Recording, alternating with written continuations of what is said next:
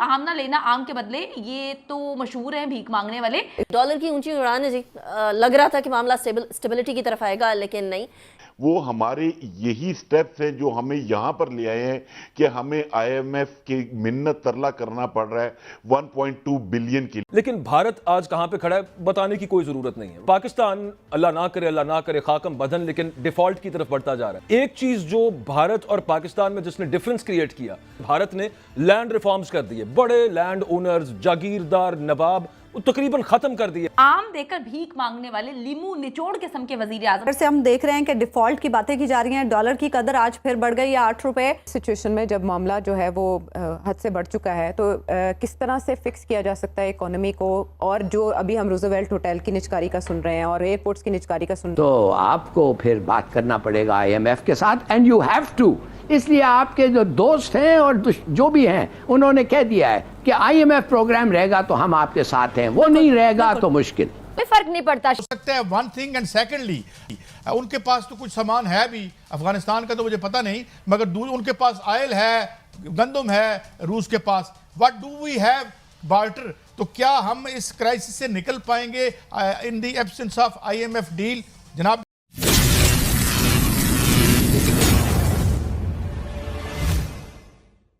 Hello friends, जय हिंद, welcome to HF news.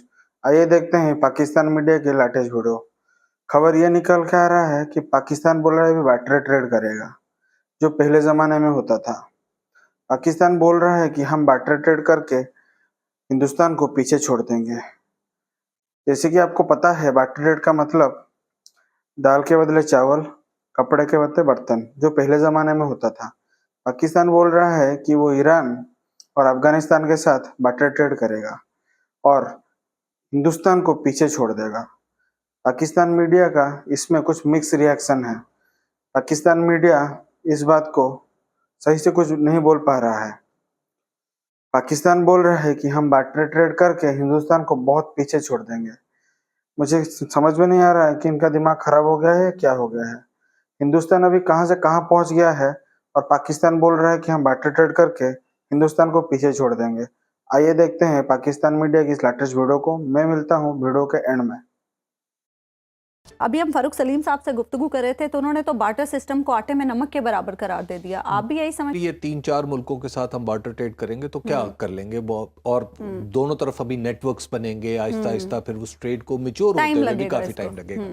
हम ईरान से सस्ता तेल लें, ये स्मगलिंग बंद करें। और दूसरी बात ये कि चूंकि हमारे पास देने को पैसे नहीं है, वो तो अपनी जगह सवाल है कि 41.8 बिलियन हमने देने हैं, अल्लाह जाने कैसे देने हैं, इंशाल्लाह कुछ ना हो जाएगा। बार्टर सिस्टम के तहत जो तिजारत का फैसला किया गया है अफगानिस्तान के साथ, ईरान के साथ, रूस के साथ, ये इंतहाई कामयाब तजर्बा है। आपका प्रॉब्लम क्या है? एनर्जी, रूस से एनर्जी मिलेगी, बाकी बहुत सारी चीज़ें जो हैं वो इन दो मुल्क से मिलेंगी, अफगानिस्तान और ईरान से। एलसी नहीं खोलनी पड़ेगी, डॉलर है ना, डॉलर चाहिए।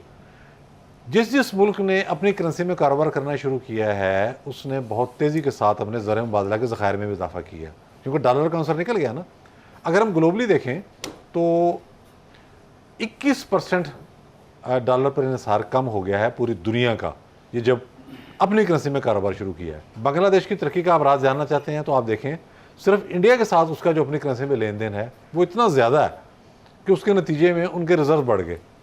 और इंडिया इस वक्त सिंगापुर, रूस, बरतानिया, इसराइल, जर्मनी, बांग्लादेश, 6 मुल्कों के साथ वो अपनी करेंसी में। जी 2 या 3 बातें आपके सामने रखता हूँ। देखिए, पहली बात तो ये है कि आईएमएफ से जो कर्जा जात है उनका बार्टर ट्रेडिंग से कतई कोई ताल्लुक नहीं। जो अगला माली साल है उसमें पाकिस्तान की जो हम कहते हैं ग्रोस फाइनेंशियल रिक्वायरमेंट, यानी कि जो टोटल डॉलर्स हमें चाहिए होंगे अगले माली साल के लिए, वो 41.8 अरब डॉलर है। उसका बार्टर ट्रेडिंग से कतई कोई ताल्लुक नहीं है, चूंटी भर भी उसके ऊपर कोई फर्क नहीं पड़ सकता। अच्छा, बार्टर के ऊपर आ जाए।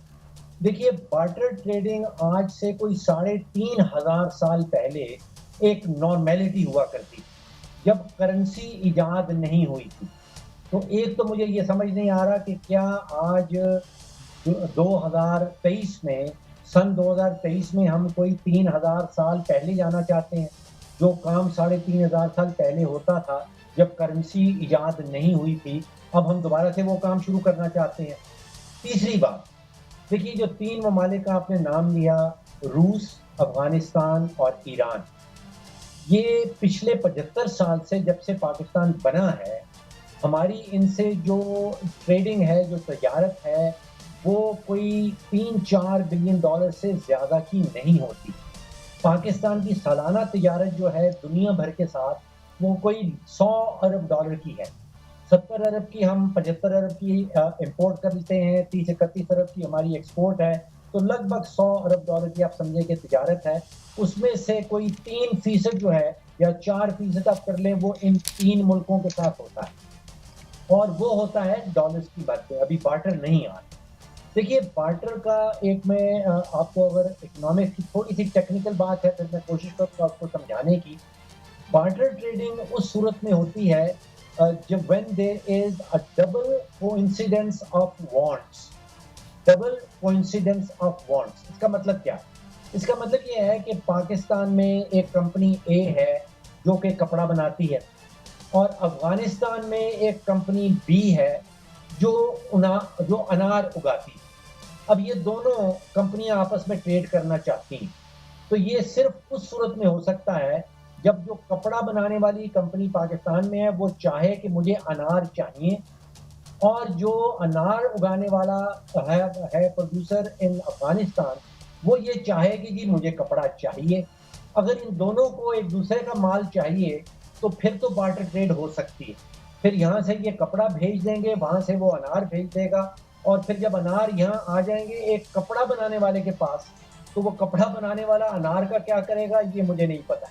पहली बात यह है उनकी पूर्व उम्मीदी पे मियां नवाज शरीफ साहब के समधी को, जिसके क्रेडिट की वजह से वो वज़ीर ख़जाना है, उनको निशाने इम्तियाज़ मिलना चाहिए, क्योंकि उन्होंने पाकिस्तान की मईशत को बिल्कुल ऐसे ट्रक की बत्ती के पीछे लगा दिया है कि जो पकड़ी भी नहीं जा रही और ना किसी। देखिए बात ये कि आपने अभी जो इंट्रो में कहा था और मैं समझा कि आप मुझे कह रही हैं, क्योंकि 2 रानों में हम आज मुझे समझ नहीं आ रही थी कि केड़े राने की गल हो रही है, तो मैंने एहसान साहब के यहाँ पे इसार और एहसान मिलते जुलते भी थे इसलिए। अच्छा देखिए बात ये कि आपने इंट्रो में कहा कि वो मौला जट की तरह जो है इसार तड़के लगा रहे हैं। मुझे तो वो मौला जट फिल्म में वो जो तांगे के साथ लटके हुए के आम लेकर गए हैं, वहां पर हाथ मिलाते हुए आमों का तोहफा जो है उनको बताने की कोशिश कर रहे हैं दोनों मियां बीवी के, जी आम लाए हैं, आम लाए हैं। वो समझने की कोशिश करें आम लाए हैं क्या होता है। तो बाद में उनकी बीवी ने उनको ऐसे करके हाथ मारा और कहा भाई आम ना लेना, आम के बदले ये तो मशहूर हैं भीख मांगने वाले, तो ये जो है ना बेगर्स आर नॉट चूजर्स, इन्होंने कहा है ना। तो वो फिर लोगों को पता है, तो उन्होंने कहा यार आम ले लेंगे, कहीं ये ना हो कि आम लेने के चक्कर में जो है ये हमसे कुछ जो है वो मांग के ना चले जाएं। थोड़ा सा बता दीजिए लोग इसको रिलेट किस तरह से कर रहे हैं। साबिक वज़ीर आज़म पाकिस्तान जो मोहम्मद नवाज शरीफ साहब हैं, उनकी मुलाकात हुई, ओबामा से इंटरव्यू चल रहा था, हाथ में आपको पता पर्चियाँ होती हैं, पर्ची के बगैर तो एक लम्हे नहीं चल सकते। बिल्कुल मैं यही बात कहती हूँ कि पाकिस्तान की आवाम जो है वो पर्ची सिस्टम पर कैसे ट्रांसफ़र हुई, वो तब ट्रांसफ़र हुई जब नवाज शरीफ और शहबाज शरीफ साहब जो है, बड़ी इज्जत करती हूँ, बड़ी मोहब्बत करती हूँ, मुझे बड़ा प्यार है इन लोगों से, क्योंकि पाकिस्तान का कीमती असासा हैं ये लोग, ये दोनों जो हैं कीमती असासा हैं। तो इन्होंने हमारी जो यंग जनरेशन है उसमें पर्ची सिस्टम जो है वो मुतारिफ करवाया। नंबर ऑनवर्ड तो IMF नहीं हुआ, और 30 जून को ये प्रोग्राम जो है, जो 23वां प्रोग्राम है, वो खत्म हो जाएगा। तो हम एक तरीके से प्लान बी के ऊपर मौजूद हैं, जहां हम एक करंट अकाउंट सरप्लस जो है वो क्रिएट कर रहे हैं।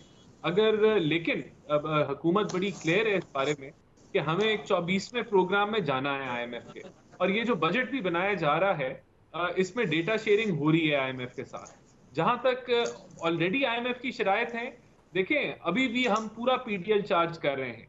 हमने सारी मुमकिना तौर पे जो शराइत हमें समझ आई हमने मुकम्मल की, और हम IMF के ही रूट के ऊपर चल रहे हैं। फिस्कल डेफिसिट पिछले साल के फाइनेंशियल ईयर से कम होगा, हम फिस्कल डिसिप्लिन हमने बेहतर किया है। तो कहने का मतलब ये है कि आने वाला हम प्राइम मिनिस्टर साहब जो हैं वो भी IMF के हेड को ये बता चुके हैं कि हम लोग we will be needing another IMF program. तो ये वे फॉरवर्ड है, हम ऑलरेडी उनसे बातचीत कर रहे हैं, जो बजट है उसके नंबर्स भी शेयर कर रहे हैं। तो हम लोग वो हरकत नहीं करेंगे जो इमरान खान जाते हुए कर गया था।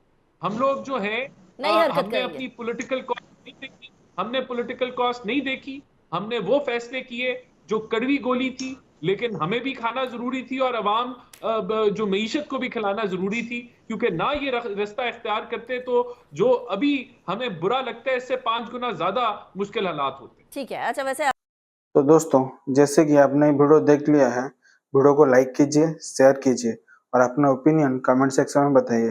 तब तक मैं मिलता हूँ आपको अगले वीडियो में। जय हिंद।